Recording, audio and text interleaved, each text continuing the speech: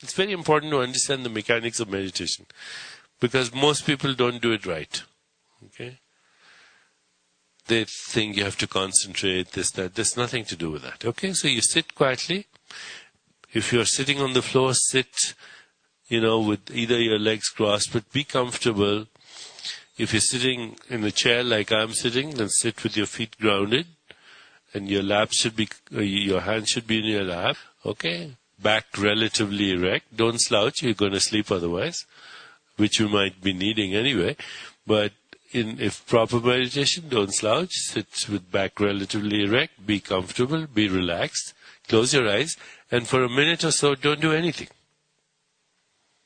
You'll see, thoughts will start to come by themselves.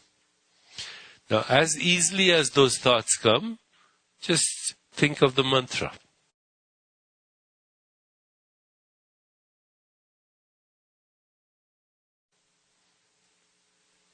Don't force it.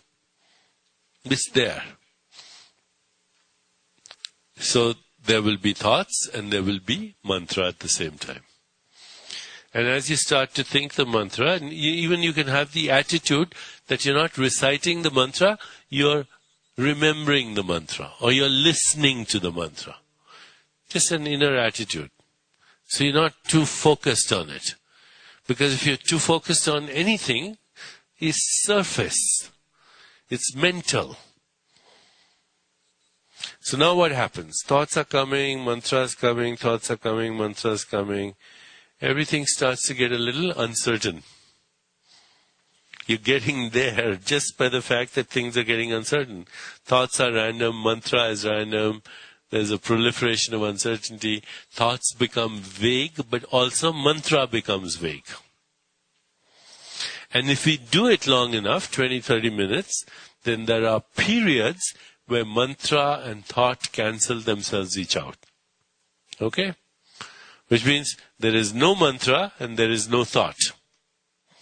And when there is no mantra and there is no thought, that's called pure consciousness. That's the field of infinite possibilities. That's the field of pure potentiality. That's the field of intention orchestrating its own fulfillment. That's the field of pure creativity. That's the field, observer effect. Everything that we discussed that morning, that's right in that gap. Okay? But you cannot get into the gap by wanting to get into the gap or thinking I must get into the gap, because wanting to get into the gap is also a thought. Also, you cannot get rid of your thoughts by saying, I have to get rid of my thoughts, because that's a thought. Okay? It's a very simple mechanical understanding that you don't force anything. Thoughts, mantra, there you go. Okay? There'll be little dips. And how will you know there are little dips? You won't know where you are. Okay? You will have no sensation, you will experience no sound, and you will have no thought. Because sensation, sound, all this is thought. Okay? Everything is thought. So when you experience nothing. You're non-local. You don't know where you are. You don't have no location. But as you start to experience this, and we're going to go a little deeper in this, it will not be a nothingness. It will be a wakefulness. And we'll talk about higher states of consciousness. It'll be so wakeful that you will experience it in waking, in dreaming, in sleeping. It will never leave you.